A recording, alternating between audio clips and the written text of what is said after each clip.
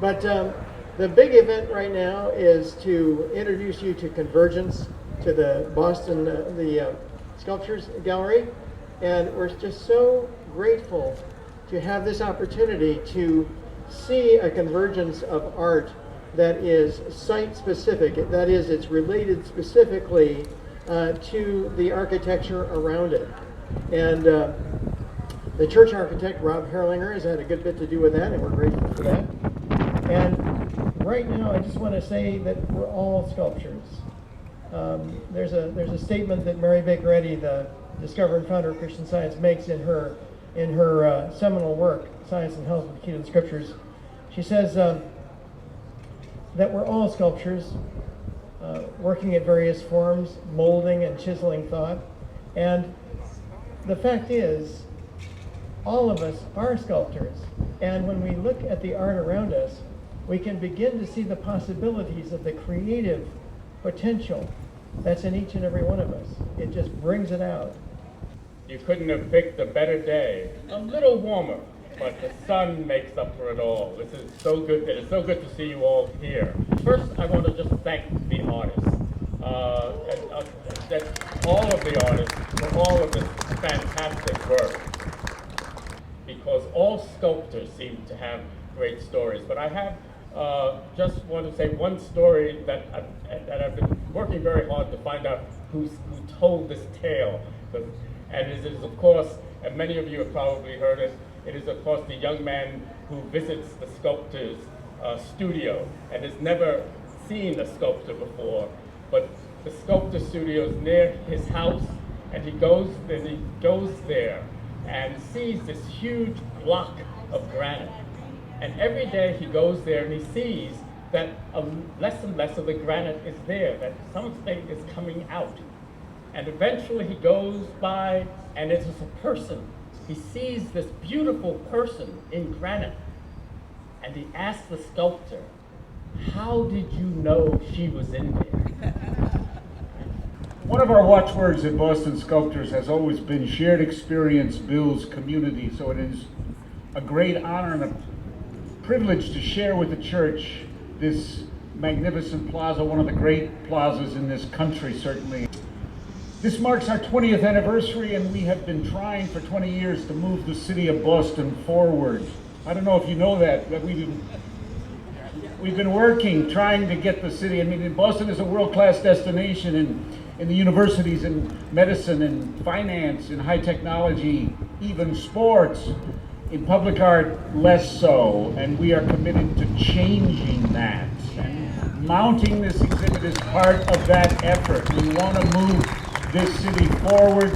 We've been a group for 20 years, and I think slowly we see things changing. And as sculptors, we've worked, as we've always worked on this. What I love most is how things that never would have happened because we've had this opportunity. And we've worked as we always work, at risking cobbling together, sharing tools, sharing trucks, pushing the material on the outside chance that it'll come to life and catch fire. We are dreamers, we are builders, we use form to give the world metaphors. You know,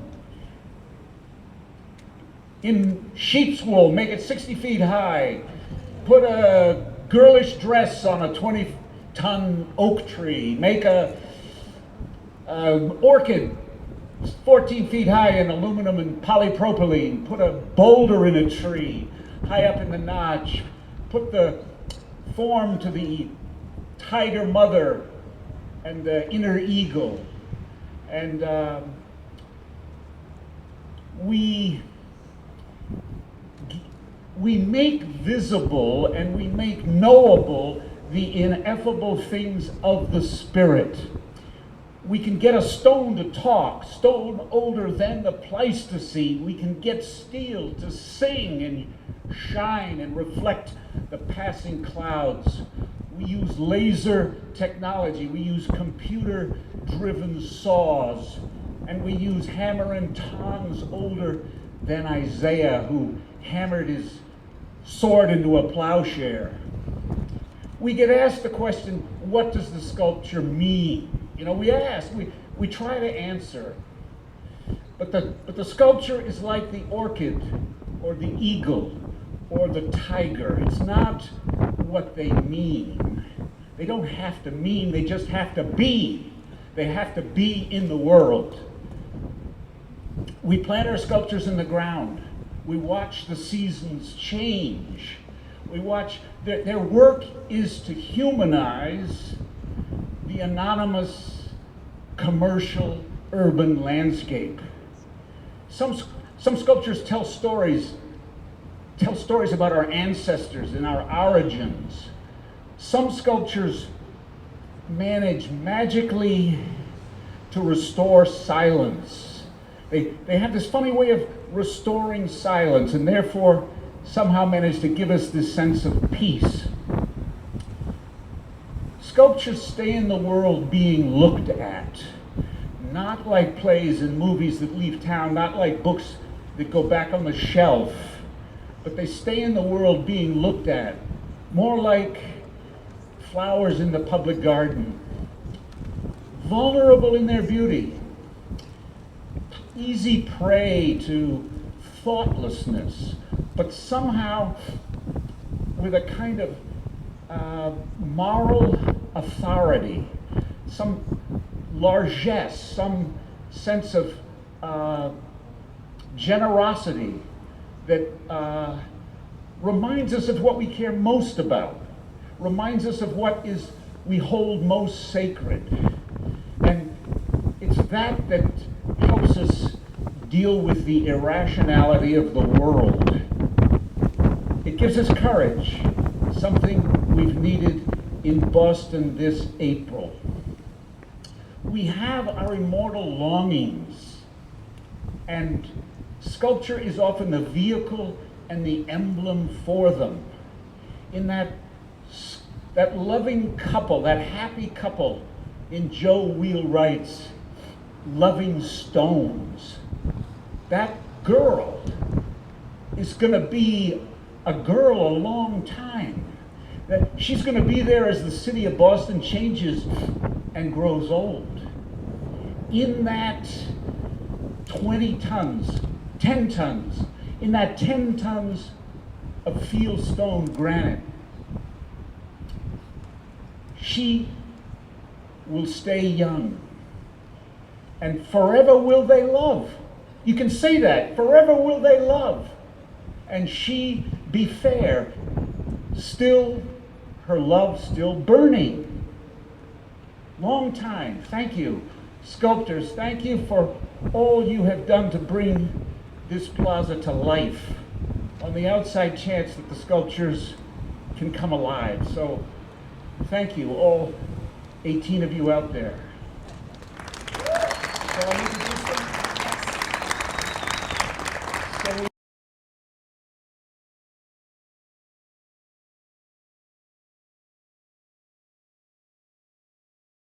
My name is Margaret Swan, and this is Templum. Templum is a piece that I did in 1999, and it was part of a series of pieces that I did that were based on architecture. And so there were a whole series of sculptures that related to the idea of an interior in some way. So a passageway, staircases, and this one I think you can really get a sense that it's very much like a spiraling staircase.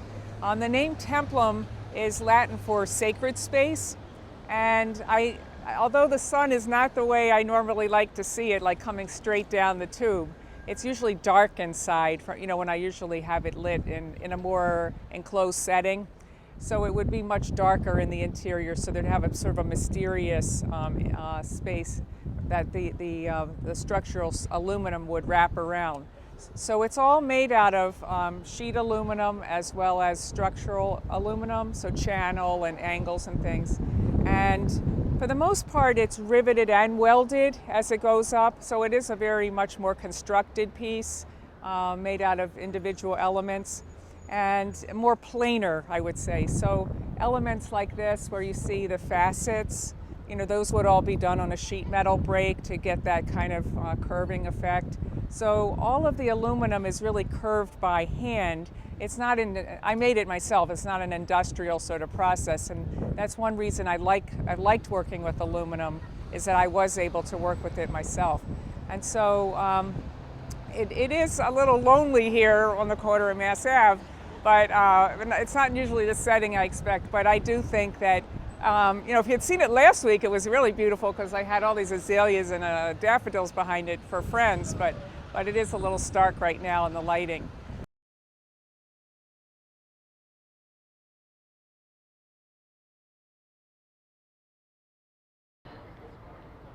Hi, I'm Leslie Wilcox. This is Sentinel Stand here at the Christian Science Plaza. These three pieces are works by three people that I feel were disciples of Mary Baker Eddy. Very interesting introduction to the world of the Christian Science group.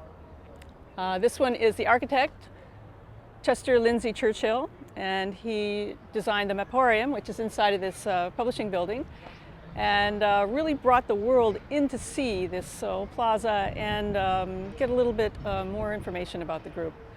And Chester, Calvin Fry at the other end also is Mary Baker Eddy's archivist, and he did an incredible job taking photographs even in the late 19th century, and kept copious notes and photographs and scrapbooks about her life, her endeavors, her writings, etc., and kept that for everyone to be able to share. In the middle is Barbara Fife. Barbara is currently a writer and a teacher with the group of scientists, and wrote a beautiful article which I really appreciated called Sculptors of Perfection, saying, quoting Mary Baker Eddy, "We are all sculptors, chiseling for a higher life." And I thought that was really appropriate for this Convergence show, to have a tie-in with Mary Baker Eddy talking about sculptors and how people can really learn about this group and this beautiful plaza that we're able to put on.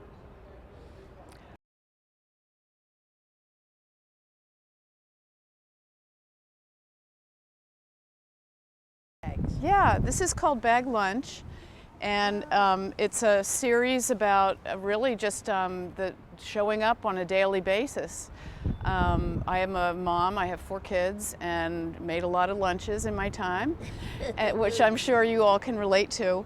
But really, everybody has a relationship with a brown bag lunch. You've done it, it's familiar, and so my work is really more about paying attention to the familiar daily.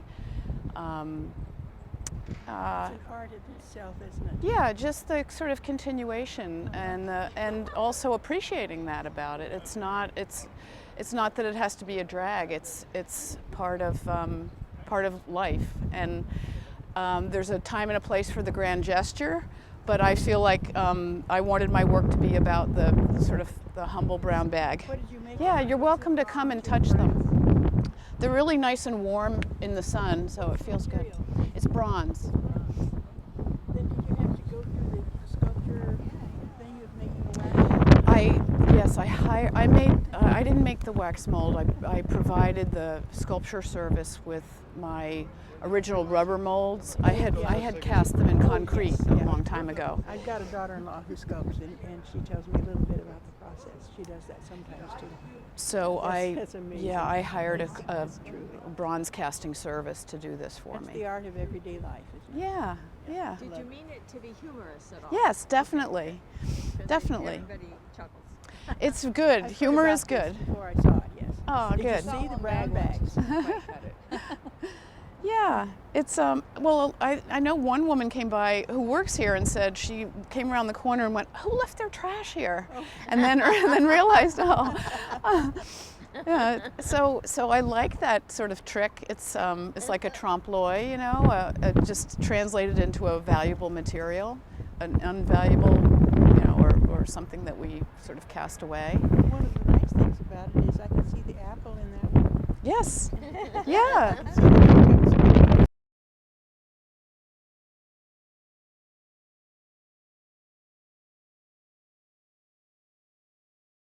She's based on the Minoan snake goddess from the Minoan culture from that was found, replica was found of her at the Palace of Gnosis that was excavated in the island that's now Crete. And she was a fertility goddess. And the dress is based on the tears that she has in her dress, but it's also based on my daughter's dress. My daughter is getting married in November, and she was trying on these Vera Wang dresses, and I thought, my God, they're 3,000 years old. that style. Oh, more, 3,000, that'd be a steal. But anyway, the Minoan goddess is holding snakes, but she's a fertility goddess. So I opted for a nest. And the nest has a friend's hair in it, a friend who never cut her hair. She has strawberry blonde hair. And when she would take it out of her brush, she would make they look like eggs. So as I was, they sat in my studio for all those years, and oh, nest, eggs, okay, those go together.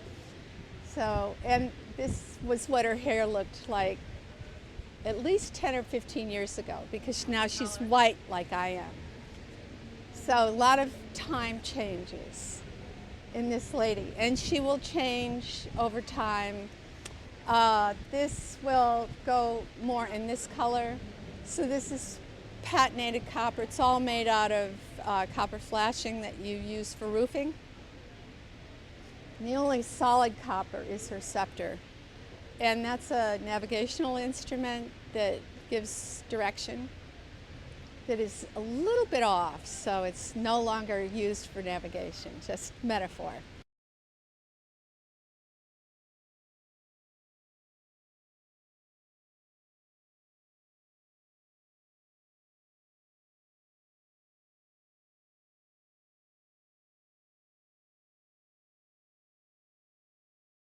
These are the same bricks as here on the Did they offer plaza. that? Did they No, tell I you that had they to had go that? track them down and From go to the somebody brickyard. here? In our other hand is a nest.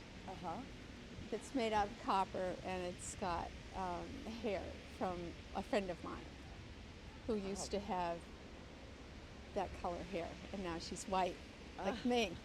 Wow. So she was a strawberry blonde once long ago. Yeah. Yeah.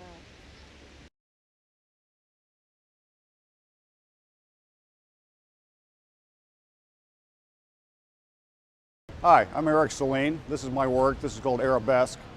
We're here at the Christian Science Plaza on a nice, windy, chilly spring morning, or afternoon, afternoon. It's a beautiful day. These began life as little drawings about this big that were done with a sumi brush, real quick, real fast. Did about 50 of those, picked one I liked, and then worked it up into a file to make this with a water jet cutter. What I like about this kind of material, this kind of way of working, is that they play with being visible and invisible. The white one shows up against a dark ground, and if you walk over that way, you can see the black one show up against a white ground.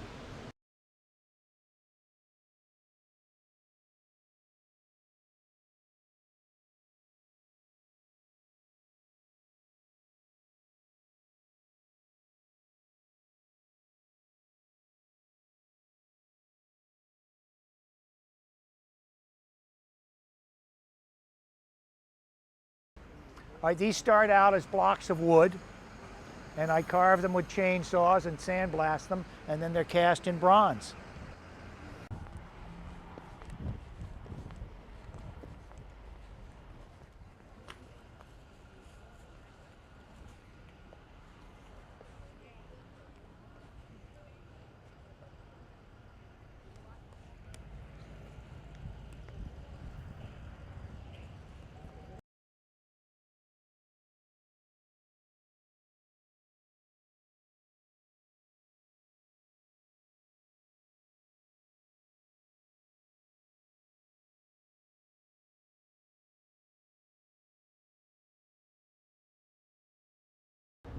Well, this is a stone from New Hampshire, and that one was on my land in Vermont. So they were primarily carved in Vermont, and then moved to Boston. So I've been working on these for 2 years off and on. And I essentially worked on them pretty much in the same relation that you see them here. My attempt was to focus themselves on each other, and they're called loving stones. So I like to imagine that maybe at some ancient time they descended from the same mass of granite, who knows when or where, and rolled, and just happened to have 30 or 40 miles come between them. And now they're united forever again. This is the male, that's the female. I've had some people say that it should be the other way around.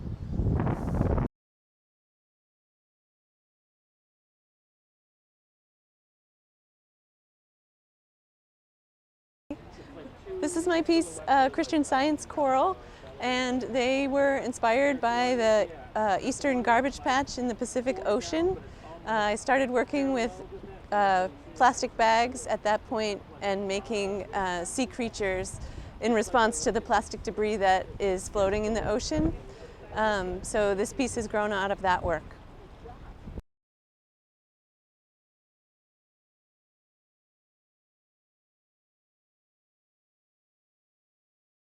Yeah, the pieces are called water forms, and they're derived from some drawings I've been working on deep sea creatures that are somewhat abstracted.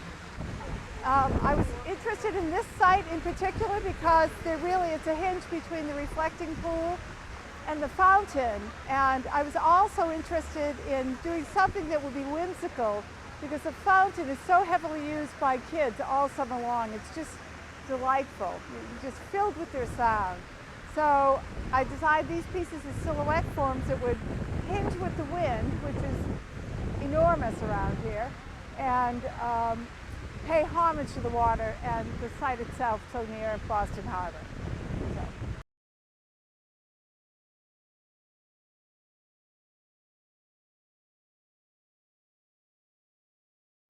So since I'm a carver, I approach making the work by carving styrofoam, and then I cover the surface in stucco cement. So it has 3 layers of cement, and then the paint is spray paint. It's like they call it, when the graffiti artists use a stencil, they spray the paint into negative space to get a pattern. That's what the stripes are.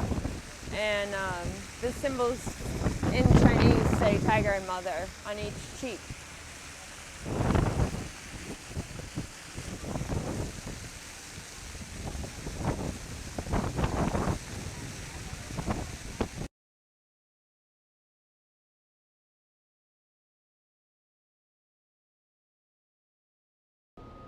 So this was a project that took us about 4 months. Christopher Leonards is the project manager, and it's a coordination of enormous amount of effort. Sheet metal workers, plasterers, woodworkers, and in the end it was about making a space on the plaza. It was taking this kind of vastness of the concrete structures and bringing them down into something more human scale that had a sense of an outside and an inside, like the church itself was what I was thinking. So you could approach these from a distance, and they're massive and they're plain and they're kind of forbidding, perhaps, and then you could actually enter into them and have an experience that's more protected, more contained, more interior, so that you have the kind of minimal outside and then the more sensuous, more kind of animal feeling that's created by the hides. And I wanted the 2 of them to sort of offer a contrast of tone and texture and kind of speak to each other.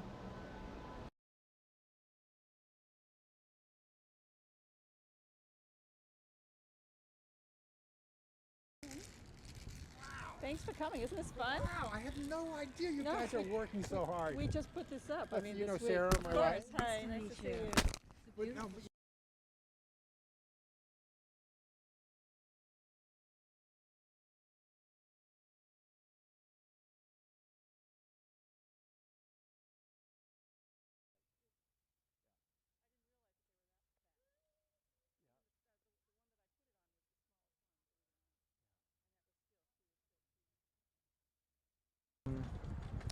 The piece that I've done here for the Christian Science Plaza is called Impossible, and as you can see, it's a piece of public art. And when I make public art, one of the things that's kind of important to me is that the art is accessible to everyone, and that it has, in that sense, it has some impact, maybe draws attention. Nothing's worse than public art that nobody pays any attention to. So yeah, these kind of draw attention to themselves, and that's kind of fun. But my work also has another aspect of it, which is that I really like to convey something about my own personal sense of the world. I think that's really important as an artist, that I speak about myself a little bit, or about the world as I see it. And so this idea of these suspended or elevated masses that seem so preposterous and unimaginable are kind of about myself. My mother always said that I was impossible. So when I think of this, I just go, you know, yeah, that's it. Every day, don't we wake up and we go, I have a list, I have 1,000 things, I have ambitions, I want to do so much. And I have just this day, or I have just this life, I have just this moment. And I see that accomplishing all these things are just my life's goal. And some of it's pretty impossible, and yet some of it I make possible through determination and enthusiasm and great affection for every day that we live. And being on the Christian Science Plaza, there's some relationship there.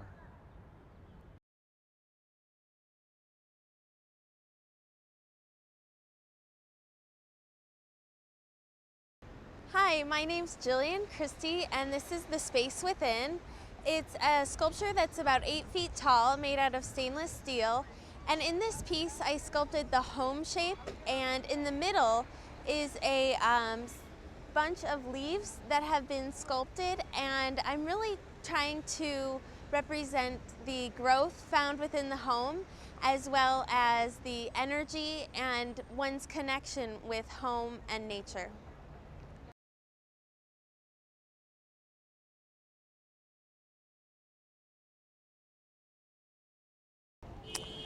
Well, the piece is called Liminal Bloom, and I had a basic design when we started looking at this site, but I adapted the design quite a bit, especially once it was finalized that I would be putting my piece on this round pedestal. That sort of was the basis for finalizing this design. But the piece is generally a response to the architecture, and wanted to bring some natural lines and organic forms into this otherwise geometric environment. And I just had a feeling about a flower shape, an arrangement of flower petals as one possible interpretation of this composition. And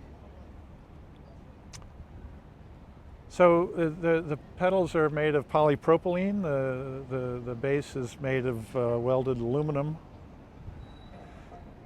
and the design starts out in a very geometrical, symmetrical organization. But as you go up, each individual petal becomes more. Moves out of the geometric mode and into the organic mode. So each of the 6 petals takes on its own individual shape and form. It's quite a thrill to be able to do a piece in the setting like this, and it's been a very exciting process. Really a privilege to be able to have my piece be part of a public setting like this and at this scale.